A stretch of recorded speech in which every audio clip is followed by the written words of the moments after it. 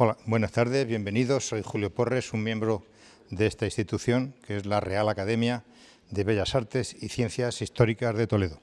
Nada más que daros las gracias y la bienvenida a esta casa. Entendemos que esta es una labor importante que organiza el Ayuntamiento de Toledo y que creemos que puede permitir el conocimiento del pasado en relación con el presente, que es algo que a esta academia le interesa mucho y que puede ser bueno para todos. Para que, supongo que lo conoceréis, pero por si acaso, para que haya algún detalle de cómo es el funcionamiento de esta actividad, tenemos afortunadamente a la concejala del área social del Ayuntamiento, que es la que os va a hacer una presentación del asunto. Bueno, buenas tardes, bienvenidos y bienvenidas a todos los presentes en la sala y especialmente a los niños y las niñas que están hoy aquí esta tarde, lógicamente, porque ellos son en buena medida los protagonistas. Quiero agradecer el trabajo del equipo de Toledo Comunitario. Está aquí Isabel, que luego hablará. Bueno, hay más personas que trabajan en ese equipo, pero ella hoy es la que presentará la jornada porque es la persona que trabaja en el casco histórico de Toledo.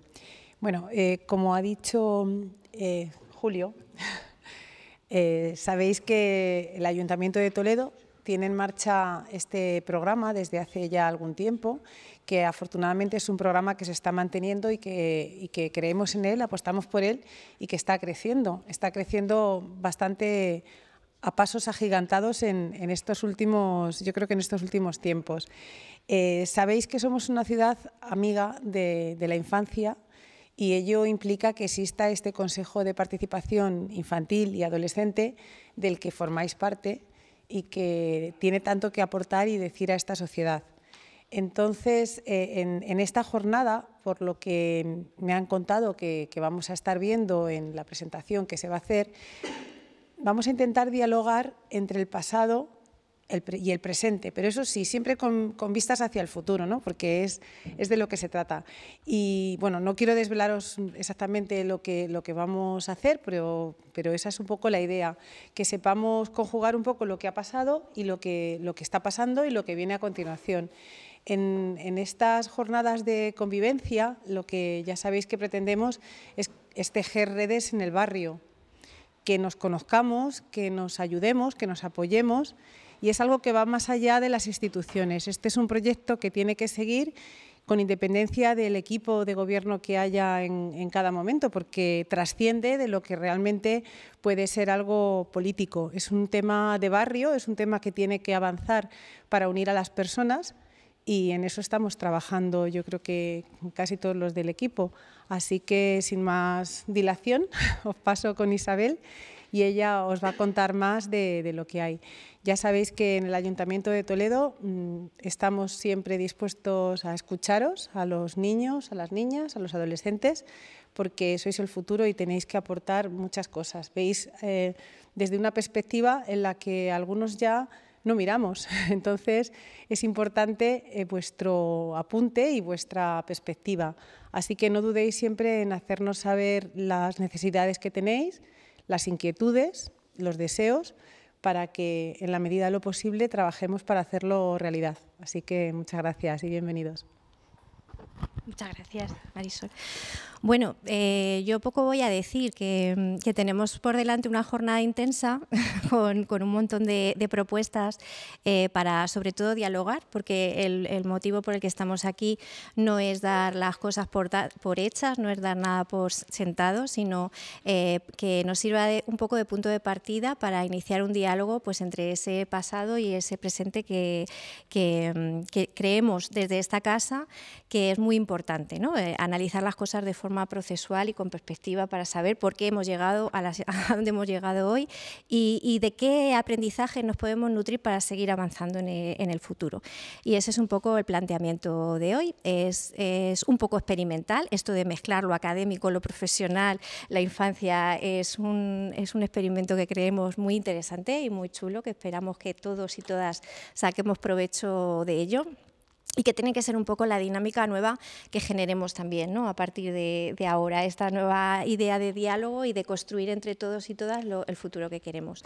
Es importante, que no lo he dicho, que se me ha olvidado decirlo, que tenemos que agradecer también a la Real Academia que participe en estas iniciativas. Es algo que no creáis que ha sido casualidad o que no tiene importancia, tiene mucha trascendencia y hay que agradecer, lógicamente, su implicación, porque efectivamente esta no es cualquier sala.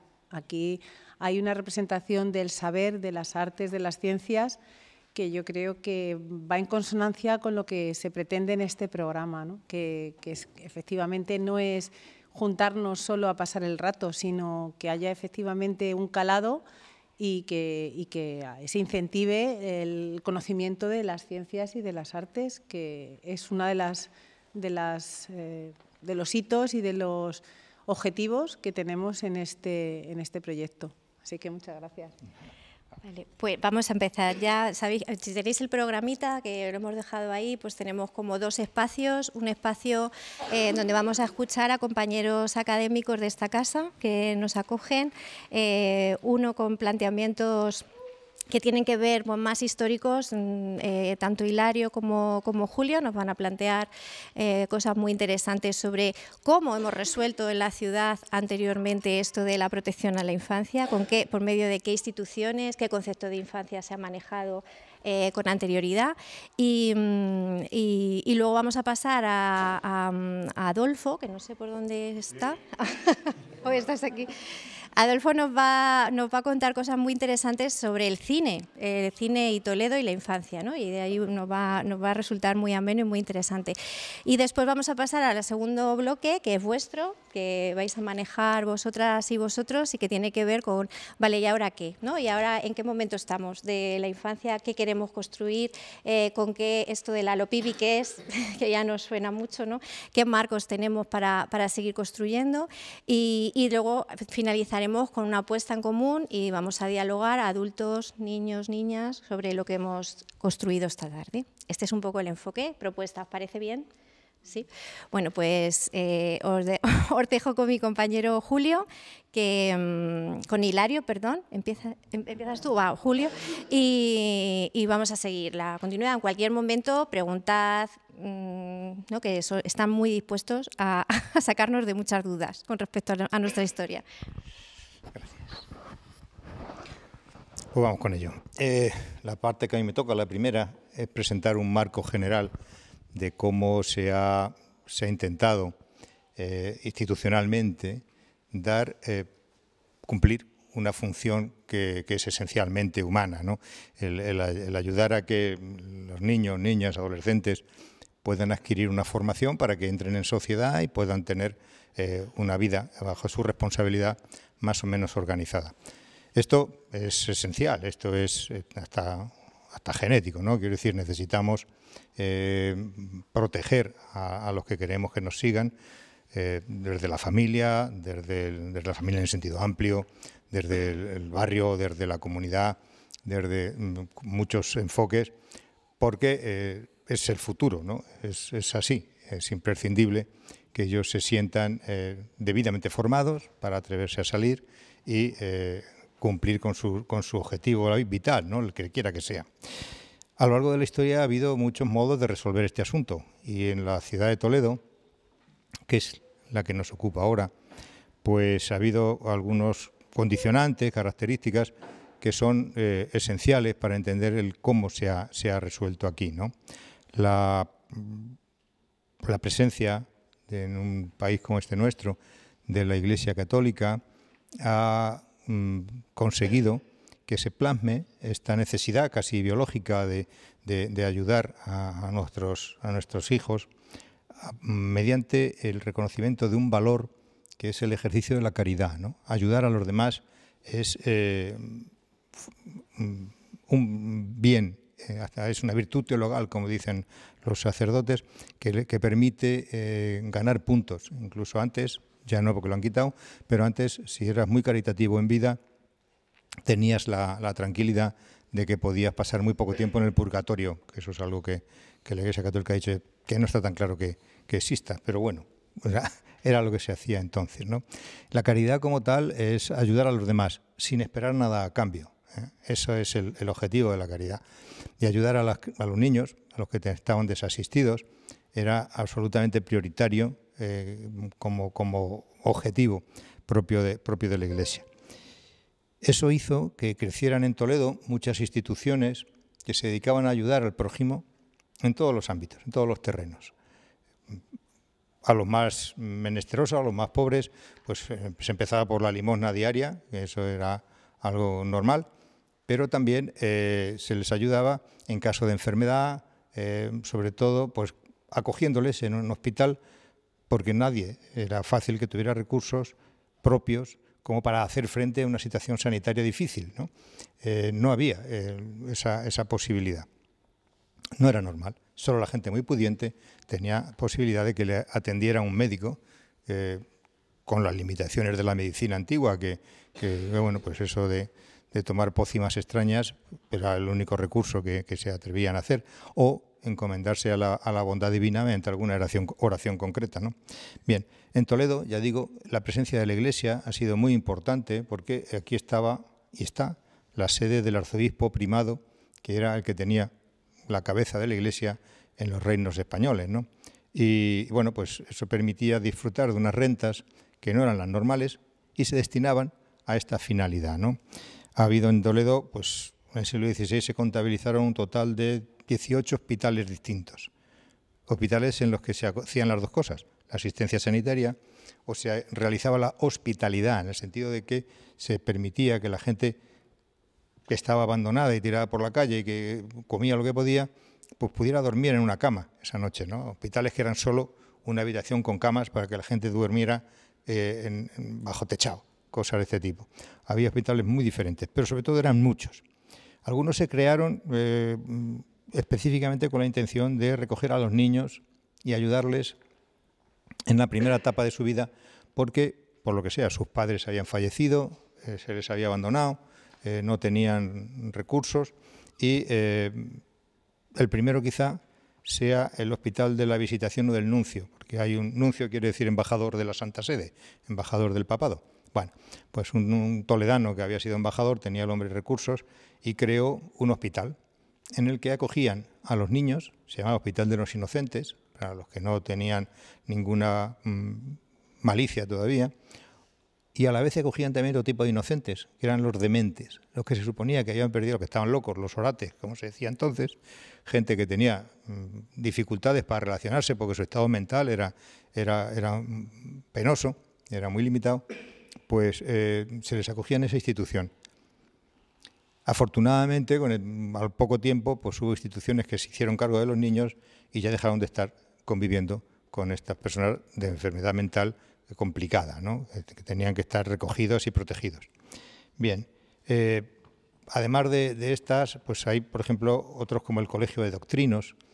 El Colegio de Doctrinos les enseñaban la doctrina cristiana y a la vez les enseñaban oraciones y salían a la calle a pedir limosna, y os dará más detalles mi compañero Hilario, que lo ha estudiado con más fundamento que yo. Aparece también en el siglo XVI y en la misma época aparece una institución hospitalaria muy interesante, desde mi punto de vista, claro, que es la fundación por el cardenal don Pedro González de Mendoza del Asilo de Santa Cruz. Hoy Santa Cruz es un magnífico museo, porque el espacio es una maravilla arquitectónica, pero está pensado para que allí se acojan y se atiendan a niños y a enfermos, gentes con problemas de ayuda. Y si habéis estado en el museo habréis visto que tiene 4 brazos y el centro de las 2 plantas está abierto y unido por un hueco. Por ese hueco asistían todos ellos a una misa que se daba en el centro de los 4 brazos, en el crucero. Bien, era muy importante, además de la salud mental y de la educación y de la salud física, de la sanidad, era muy importante también para las instituciones religiosas asegurarse que también se cuidaba la salud del alma, que la gente era religiosa, cumplidora, buena cristiana, para garantizar que pudieran alcanzar el cielo en su momento, ¿no? Ese era un asilo de niños, el Hospital de Santa Cruz, que tenía algún tipo de actividad educativa, pero poca, y os lo contará también Hilario, son de las cosas en las que él va a hablar. Junto a estos, también y desde el siglo XVI, que era una época de esplendor en la ciudad de Toledo, apareció una fundación del cardenal Cisneros, que era un convento de monjas, las monjas de San Juan de la Penitencia, con la obligación de que las monjas, además de cumplir con sus obligaciones monásticas, pues acogiesen niñas y les educasen, niñas pobres, sin recursos, que no tenían ninguna posibilidad de encontrar apoyo para sacar adelante su vida en condiciones, pues tenían la opción de ir a esa institución, a ese convento, y allí recibían protección. Y luego otro cardenal más adelante, también el cardenal Silicio y arzobispo de Toledo, fundó una institución muy curiosa, el Colegio de Doncellas. El Colegio de Doncellas también acogía a niñas, pero no les daba una educación sin más de sus obligaciones religiosas, ni de las 4 reglas, leer, escribir y poco más, y algo de números, sino que era una institución especializada en formar madres de familia. Las chicas que entraban allí eran educadas en lo mejor del momento, pero en lo mejor de verdad. Quiero decir que se les enseñaba ciencias físicas, se les enseñaba cocina, se les enseñaba algo de salud en la casa, se les enseñaba economía para que pudieran regir y gestionar su propia familia. La idea era que fueran unas mujeres completas, en la mejor de las posibilidades, de tal modo que su familia, gestionada bajo su responsabilidad, alcanzase lo mejor en la vida, ¿no? Era una institución muy curiosa y absolutamente puntera. No había nada parecido con esa calidad de atención a las niñas en toda Europa, vamos, que sepamos en todo el mundo, ¿no? El Colegio de Doncellas. Ha llegado hasta ahora el edificio, aunque no esa función, porque ahora lo que hacen es acoger una residencia de chicas universitarias, ¿no? Pero bueno, junto a estas doncellas nobles, también el mismo cardenal hizo el Colegio de Infantes para niños. Y en este caso, lo que quería era que se formasen un total de 40 chicos en las obligaciones religiosas, para que se formasen con arreglo a lo que dice la Iglesia, y se les enseñaba también música, porque participaban de los ritos religiosos dentro de la catedral. El Colegio de Infantes todavía sigue hoy funcionando, y también algunos de esos niños que allí estudian acuden a la catedral para cantar en los oficios religiosos en lo que es necesaria su participación, ¿no? Lleva funcionando, por lo tanto, desde 1559, que no está mal, y sigue funcionando bien. Hoy por hoy es uno de los colegios de más calidad de Toledo, ¿no? Bien, con estas instituciones religiosas se completaban fuera de ellas, se completaban la educación infantil mediante pequeñas escuelas en las que algunos padres que tuvieran algún recurso pues intentaban que sus hijos recibiesen una formación, leer y escribir y poco más, pero más que suficiente si querían luego alcanzar mejores puestos en la vida, ¿no? El resultado es que se fue ampliando el número de niños educados, por así decir, de tal manera que a mediados del siglo XVIII, 1750 más o menos, el 90% de los niños y el 20% de las niñas solo, pues estaban escolarizados en Toledo. Era un sitio en el que esta actividad funcionaba magníficamente, por decirlo así. Una muestra de lo bien que funcionaban es que en ese mismo siglo XVIII otro cardenal, el cardenal Lorenzana, refunde, agrupa las rentas de muchos de estos hospitalitos que estaban en la ciudad. Muchos de ellos ya con pocos recursos y poca actividad, pues encuentran que el cardenal les obliga a reunirse, a aportar sus recursos entre todos unidos, y consigue el cardenal que el rey le ceda el edificio del Alcázar, que estaba vacío. Después de muchos años de estar viviendo en la corte en Madrid, los reyes venían poco al Alcázar y estaba prácticamente abandonado. Bueno, pues el cardenal Lorenzana se hace cargo de ese edificio y crea dentro de él una casa de caridad, se llamaba así, para acoger a personas que tuvieran problemas y pocos recursos, y sobre todo para acoger a niños, y entre los que ya estaban allí y podían hacer alguna labor y los niños que estaban con ellos, hace una función curiosísima, que es la primera escuela taller. Se les da la formación normal de la educación reglada, por decirlo así, aprender a leer y escribir, pero además también se les enseñaba un oficio, lo cual no era ni mucho menos normal. Salían, por tanto, después de unos años de estar en esta institución, con la capacidad de ganarse la vida ellos solos, ¿no? Bien. Esto es en el siglo XVIII. En el siglo XIX cambian mucho las cosas. Aparece el criterio de que la autoridad viene de abajo hacia arriba y que hay un marco legal básico que se llama una Constitución. La primera Constitución española es del año 1812, se aprueba en Cádiz, en una época difícil, en guerra con los franceses, pero se recogen una serie de principios que luego, mal que bien, se han mantenido en las restantes constituciones que han venido después. Y en esta Constitución se declara expresamente el beneficio y la responsabilidad de la educación de la infancia y de la juventud por cuenta de instituciones públicas, no exactamente religiosas, sino civiles, ¿no? Esto es una innovación y hace que las cosas cambien. Como elemento novedoso creado en esta Constitución aparece un organismo que es la Diputación Provincial. Lo cuento porque yo he sido funcionario de la Diputación Provincial muchos años y he trabajado en el archivo y he visto los papeles que hay allí, ¿no? Muchos de estos que hemos comentado los conocí allí. Bien, y cuando aparece la Diputación, en la provincia había, en toda la provincia, 248 escuelas de primeras letras. Primeras letras, no mucho más. Y estas 248, teniendo en cuenta que había entre municipios y anejos y pedanías, había pues unos 250 poblaciones en la provincia, pues indica la clarísima necesidad de que se hiciese un mayor esfuerzo para conseguir ampliar la escolarización.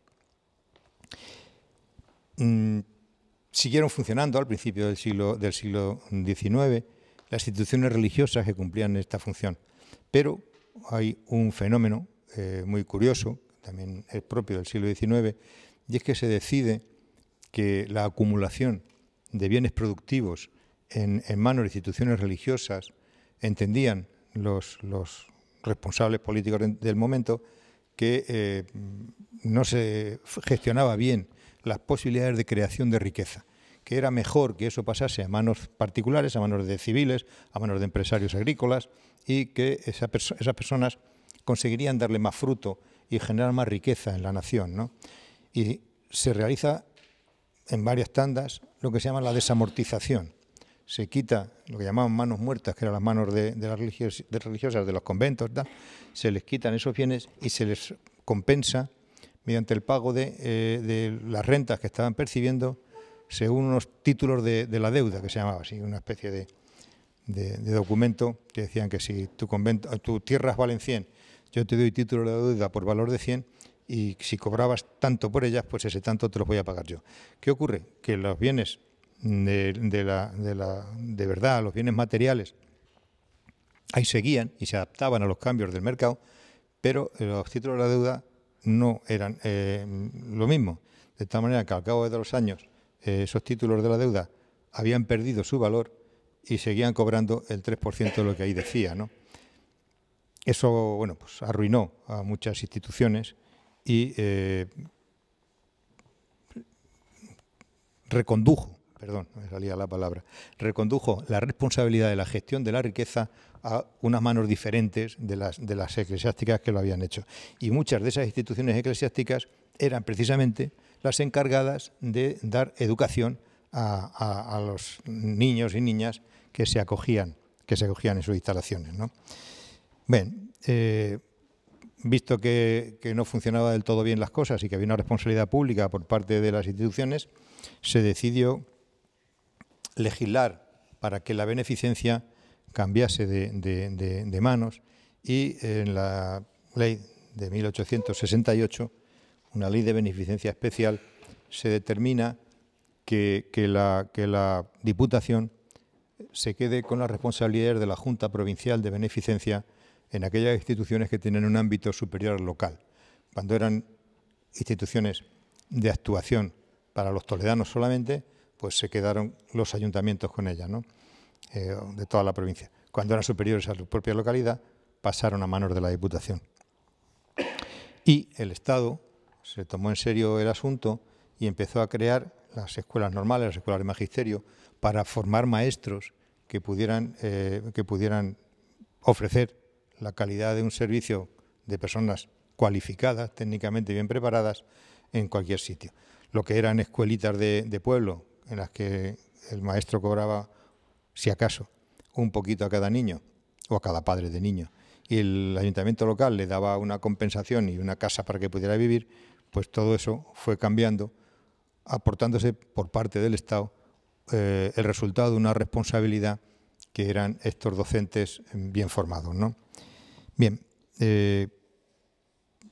como curiosidad, pues diremos que la responsabilidad de la Diputación en estas instituciones benéficas llegó a establecer para los niños los establecimientos reunidos de la beneficencia en San Pedro Mártir, y allí, además de formarles en la escolarización normal, pues les enseñaban oficios, ¿no?